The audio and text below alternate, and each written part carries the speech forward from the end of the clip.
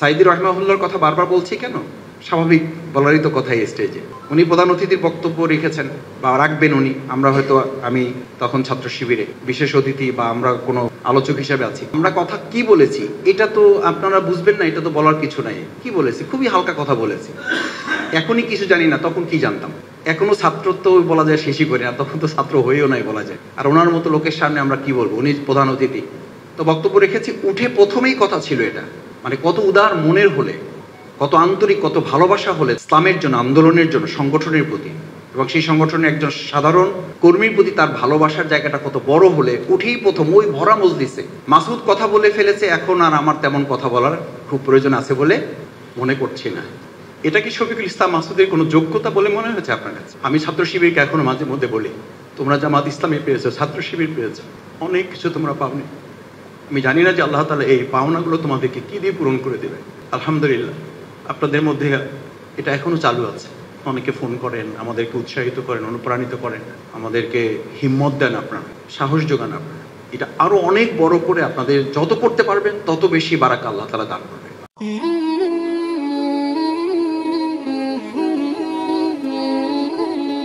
আসসালামু আলাইকুম রহমতুল্লাহ। সুপ্রিয় দর্শক, বিশিষ্ট আলেমদের নিয়ে ঢাকা মহানগরের দক্ষিণের কর্মশালা অনুষ্ঠিত হয়েছে। তো ওই অনুষ্ঠানে ডক্টর শফিকুল ইসলাম মাসুদ ভাই অসাধারণ একটা বক্তব্য দিয়েছেন। তিনি আল্লামা সাইদিকে নিয়ে কিছু স্মৃতি শেয়ার করেছেন, যা শুনে আমরা কেঁদে ফেলেছি। আপনারা ভিডিওটা দেখলে আপনাদেরও চোখে পানি চলে আসবে। তো প্রিয় দর্শক, বেশি দেরি না করে চলুন আমরা ডক্টর শফিকুল ইসলাম মাসুদ ভাইয়ের ভিডিওটা দেখে আসি। আমাদের আপনাদের সকলের প্রিয় মুফাসসির, আন্তর্জাতিক মুফাসসিরে কোরআন হযরত মাওলানা দিলওয়ার হোসেন সাইদি রাহিমাহুল্লাহ শহীদ, আল্লাহ তাআলা তাকেও কবুল করুন। আমি প্রায় প্রতিদিন ঢাকার বাইরে থেকে উনি আসলে এমন দিন হতো না, দৈনিক সংগ্রাম পত্রিকা নিয়ে উনি আমিরে জামাত এবং মুজাহিদ ভাই দুজনকেই টাইম নিতেন যে সকালে নাস্তা আপনাদের সাথে করতে চাই। প্রায় সপ্তাহে অন্তত যদি ঢাকায় থাকতেন, আমি খুব মিস কম হতে দেখতাম যে সংগ্রাম নিয়ে উনি তাদের সাথে বসতেন, আমিরে জামাত সিগরাজিনের সাথে বসতেন, আমাদের মুফাসসিরে কোরআন হযরত সাইদি রাহিমাহুল্লাহ, এবং ধরে ধরে লাইন উনি পড়তেন, জিজ্ঞেস করতেন যে এই পর্যন্ত আমার ব্যাপারে আপনাদের পরামর্শ কি, এইটুকু ঠিক আছে কিনা। তো আমিরে জামাত কিছু বলতেন বা মুজাহিদ ভাই কিছু বলতেন, উনি নোট নিতেন। আমি এটা এই জন্য বলেছি যে আমাদের হয়তো এই জায়গাটা শূন্যতা তৈরি হয়েছে, কিন্তু আল্লাহ সুবহানাহু ওয়া তাআলা কোনো না কোনো ভাবে তো এই জায়গাটা আবার পূরণ করারও তার কোনো পরিকল্পনা নিশ্চয়ই আছে। আমি মনে করি আমাদের শূন্যতা যেটুকু তৈরি হয়েছে, আন্তরিকতা দরদের জায়গাটা যেন আমাদের শূন্যতা তৈরি না হয়। উনি যে বিনয়টা উপস্থাপন করেছেন, এটা আমি নিজের দেখার সুযোগ পেয়েছি বলে বলছি। আমারও তখন আমি খুব বিস্মিত হতাম যে উনি বক্তৃতা করেন, নিজামী ভাই এখানে ভুল ধরিয়ে দিবেন, ওনাকে সংশোধন করতে হবে, ওনার সংশোধন তাকে চেয়ে নিতে হবে, একদম বৈঠকীয়ভাবে বসে সেখান থেকে এটা আদায় করে নিতে হবে। এটা খুব জরুরিয়াত মনে আমার কাছে মনে হতো না, কিন্তু উনি এটা খুব সিরিয়াসলি নিতেন এবং নোট করে নিতেন। আপনাদের মনে আছে যে সিলেটে উনি একটা বক্তব্য দিয়েছিলেন, সিলেটবাসী লন্ডনে যারা থাকতেন, এটা নিয়ে তো তৎকালীন সময় দেশে বিদেশে এই শাহরিয়ার কবির সহ সিলেটের যারা, ওই যে সিলেটে জাফর ইকবালরা মেনলি এটাকে ইন্ধন দিয়েছিল। এটা অনেক বড় একটা ঘটনা তৈরি হয়েছিল। তো আল্লামা সাইদি রাহিমাহুল্লাহ উনি ওই একটা ঘটনাকে সবসময় নেতৃবৃন্দকে বলতেন যে আমার অনেক কথা বলার মধ্যে ছোট্ট একটা দুইটা কথা ইসলামী আন্দোলন দেশকে বিব্রতকর পরিস্থিতিতে ফেলে দিতে পারে, সেই জায়গায় আমি আপনাদের সহযোগিতাও চাই এবং বিশেষভাবে আপনাদের কাছে আমি দোয়াও চাই। আমি এটা এই জন্য বলেছি যে নসিহা এইটুকু না, নসিহা হচ্ছে এইটুকু শুধু আপনাদেরকে স্মরণ করানো যে সংগঠনের দায়িত্বের জায়গায় যারা থাকেন তাদের অনেকগুলো বিষয় তাদের সামনে থাকার কারণে কিছু বিষয় হয়তো আপনাকে তারা সহযোগিতা করার মতো জায়গায় হয়তো আল্লাহ তাআলা তাদেরকে রেখেছেন। এই উদারতাটুকু যেন আমরা যারা আছি আমাদের প্রত্যেকের মধ্যে আমরা লালন করতে পারি, আল্লাহ তৌফিক দান করুন। সাইদি রাহিমাহুল্লাহর কথা বারবার বলছি কেন? স্বাভাবিক বলারই তো কথা এই স্টেজে। উনি প্রধান অতিথির বক্তব্য রেখেছেন বা রাখবেন উনি। আমরা হয়তো আমি তখন ছাত্র শিবিরে বিশেষ অতিথি বা আমরা কোনো আলোচক হিসেবে আছি। আমরা কথা কি বলেছি এটা তো আপনারা বুঝবেন না, এটা তো বলার কিছু নাই। কি বলেছি? খুবই হালকা কথা বলেছি। এখনই কিছু জানি না, তখন কি জানতাম?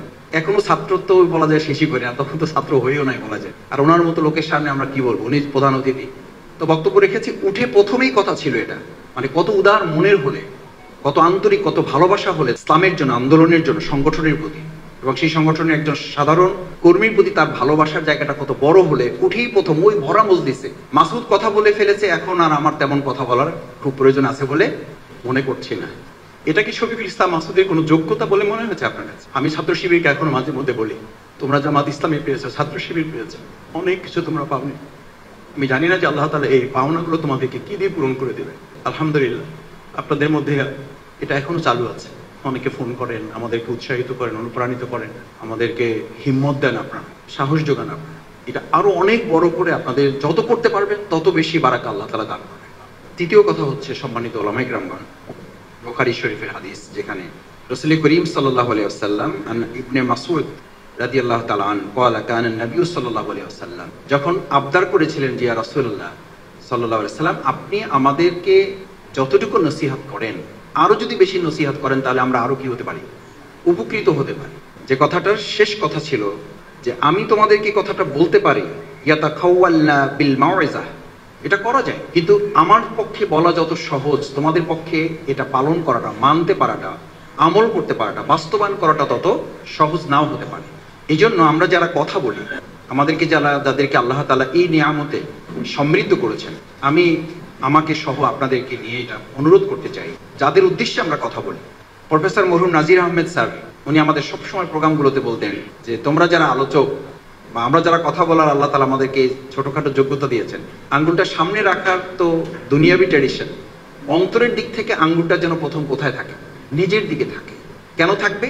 তখন তিনি এই হাদিস, প্রসিদ্ধ হাদিস, আপনারা তো মুখস্থ হাদিস, আমি শুধু আবারও বলছি, শুধু আমরা পরস্পরকে স্মরণ করার জন্য, যে হাদিসটি আপনাদের তিরমিজি শরীফের 2655 নম্বর হাদিস, যেটি সম্পর্কে বলা হয়ে থাকে যে মান তালাবাল ইলমি লিউমারিয়া বিহিস সুফাহা, আমাদের কোনো জ্ঞানী, আমাদের কোনো বক্তব্য, কোনো ইলম যেন নির্বোধের সাথে তর্ক বিতর্ক করার জন্য তা প্রকাশিত না হয়, সেটা যেন আমাদের মানুষের কাছে প্রকাশিত না হয়। লিউমারিয়া বিহিস সুফাহা, আমাদের ইলম বিতরণটা যেন কোনো অর্থেই নির্বোধের সাথে তর্ক বিতর্ক করার জন্য না হয়। আমাদের ইলমটা যেন কোনো অবস্থায় আও লিউবাহিয়া বিহিল উলামা, আমার এই জ্ঞানটা যেন কোনো অবস্থাতেই বাহাদুরি প্রকাশ করা, জ্ঞানের ক্ষেত্রে আমি একমাত্র ব্যক্তিত্ব, এই চিন্তার জগৎ যাদের মধ্যে, যার মধ্যে আল্লাহ তাআলা মাফ করুন আমাদের, এই জায়গাটা যখন তৈরি হবে, সর্বশেষ যেটা বলার জন্য এই প্রসঙ্গটা তুলেছি, হাদিসটা যে কারণে আমাদের জন্য এখন বেশি খেয়াল রাখতে হবে, সেটা বলা হচ্ছে আউলিউসরিফা উজুহান নাস ইলাইহি ফাহুয়া ফিন্নার।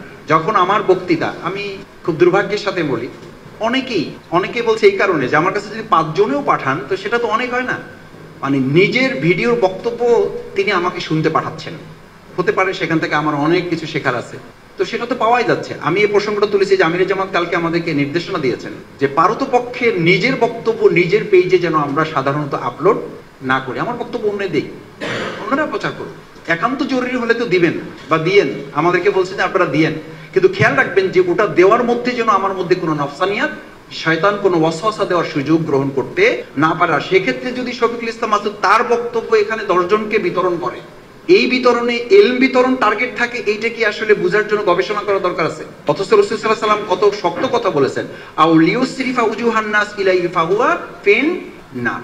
এই সমস্ত আলেমরাই, এই সমস্ত জ্ঞানী ব্যক্তিরাই, এই পণ্ডিতরাই তাদেরকে জাহান্নামী বলে রাসূল করিম সাল্লাল্লাহু আলাইহি ওয়াসাল্লাম সাব্যস্ত করেছেন। সম্মানিত ভাইয়েরা, শেষ কথা বলছি, শ্রদ্ধেয় প্রধান অতিথি বক্তব্য রাখবেন মাওলানা মতিউর রহমান নিজামী শহীদ। উনি আমাদের ছাত্রদের, আমাদের যখন সদস্য সম্মেলন হচ্ছিল তখন সদস্য সম্মেলনে 5টি পয়েন্ট আমাদেরকে উনি ভাইদেরকে হাত জাগিয়ে এরকম মুখস্থ করার জন্য বলেছিলেন যে ছাত্র শিবিরের এলেমের জগতের হক হচ্ছে 5টি, এই 5টি হক যেন তোমরা সামনে রাখো। নাম্বার 1, যে এলম প্রথম স্তরটা অতিক্রম করবে না সেটা দ্বিতীয় স্তরে যাবে না। প্রথম এলমটা কি? এলেমের প্রথম হক হচ্ছে আল ইমানিয়াত, বিশ্বাস, দৃঢ়তার জায়গাটা যেন তোমার মধ্যে নিজেকে আগে মজবুত করে দাঁড় করায়। দ্বিতীয় হচ্ছে এই ইমানটা এমন পর্যায়ে নিয়ে যাবে তাহারাত, পরিশুদ্ধিটা তোমাকে থেকে শুরু, ইমানিয়াত। তারপরের স্তরটা হচ্ছে তাহারাত, যে ইমান তোমাকে তাহারাতে সাব্যস্ত করবে না সেটা তৃতীয় স্তরে পৌঁছবে না। তৃতীয় স্তরটা কি? সামাহাত, তোমার মধ্যে সহ্য ক্ষমতা। এখন এটা পৃথিবী থেকে উঠে যাচ্ছে প্রায়, এখন পৃথিবীর স্লোগান হচ্ছে tolerance is the best teacher. সহ্য ক্ষমতা যার আছে পৃথিবীতে সে জয়ী হবে। আপনারা মাওলানা তারেক জামিল হাফেজাহুল্লাহ, ওনার একটা ভিডিও পৃথিবীতে সবচেয়ে বেশি ভিউ হয়েছে। সে কথাটা কি? একটা কথা উনি 4 বার বলেছেন, সহ্য করো, সহ্য করো, সহ্য করো, সহ্য করো, তুমি বিজয় হবে।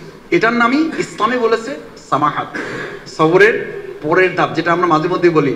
আমি অনেকের সাথে, এখানে অনেকের বলা যাবে না, যে একজনের সাথে কথা বলে যে মাসুদ ভাই এত ইউটিউবে আলোচনা হচ্ছে আমাদের নিয়ে, ধৈর্যের তো একটা কি আছে, সীমা আছে। তা আমি বললাম যে আমি তো ধৈর্যের কোনো সীমা সংজ্ঞা তাফসিরে কোথাও এখনো পাই নাই। যেটা পেয়েছি সেটা হলো সবর যেখানে শেষ সেখান থেকে সামাহাতের শুরু, সাবিরু ওয়া রাবিতু, রাবিতিরই আরেকটা অর্থ করে এটাকে বলা হয়েছে সামাহাত, যেখানে ধৈর্য শেষ।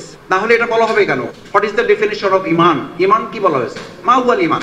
আল্লাহ রাসূল সাল্লাল্লাহু আলাইহি ওয়াসাল্লামকে জিজ্ঞেস করা হলো ইমানটা কি? তো দুটো শব্দই তো বলা হয়েছে, আস-সাবরু আস সামাহাত। তার মানে হচ্ছে সবরই শেষ না। কিন্তু আমরা কি বলি? ধৈর্যটাই তো ধরতে পারি না। সেই ক্ষেত্রেও আবার বলি যে ভাই ধৈর্যেরও তো একটা কি আছে মাসুদ ভাই। তো ওইটারই যদি শেষ থাকে তাহলে সামাহাতে যাবেন কখন? তাহলে ইউটিউবের একটা বক্তৃতা শুনে আমি কেন অস্থির হয়ে যাচ্ছি?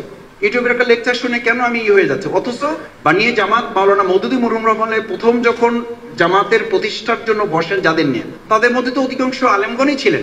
তারাই প্রশ্ন করেছিলেন যে আল্লামা আপনার কাছে আমাদের প্রশ্ন হচ্ছে, আপনারা পড়েছেন কার্যবিবরণী, ওনার জীবনী পড়েছেন, পরিষ্কার লেখা আছে যে এই আন্দোলনের সর্বপ্রথম বিরোধিতাটা কোথা থেকে হবে?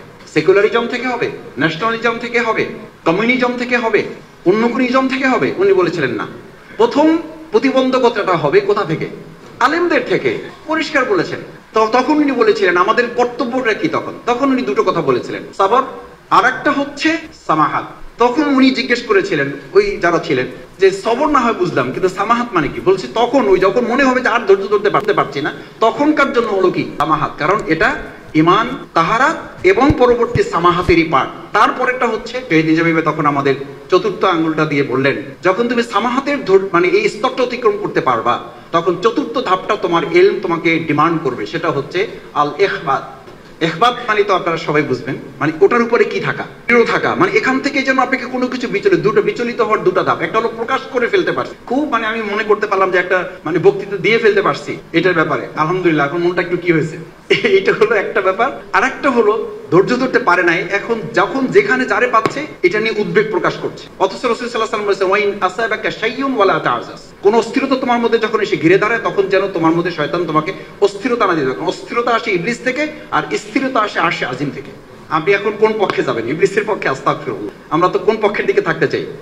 শেষ হচ্ছে ইখবাতের পরে বলা হলো আদালাত, যেন তোমার বক্তৃতা আর কাজের মধ্যে বেইনসাফি না হয়।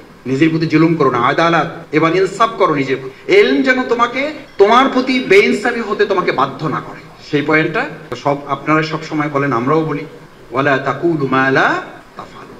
আমাদের সেই পেরেশানিটা যেন আমাদের মধ্যে জাগ্রত থাকে, আমার মধ্যে যেন জাগ্রত থাকে। আল্লাহ তাআলা সেই জায়গায় আমাদেরকে মজবুত ভাবে এই প্রিয় কাফেলাকে সামনে রেখে আল্লাহর দ্বীনের এই উম্মাহকে একত্রিত করার যে ঐক্যমতের ভিত্তিতে আল্লাহর জমিনে দ্বীন বিজয়ের একটা প্রচেষ্টা, এই জায়গায় আমাদেরকে ভূমিকা পালন করার তৌফিক দান করুন। দর্শক, আপনারা ডক্টর শফিকুল ইসলাম মাসুদ ভাইয়ের ভিডিওটা দেখলেন, তার কথাগুলো আপনাদের কাছে কেমন লেগেছে? যদি ভালো লাগে ভিডিওটা শেয়ার করবেন। আজকের ভিডিও এই পর্যন্তই। পরবর্তীতে কোনো নতুন ভিডিও নিয়ে আবার আপনাদের সামনে আসবো ইনশাল্লাহ। সকলকে ধন্যবাদ। আসসালামু আলাইকুম ওয়া রাহমাতুল্লাহ।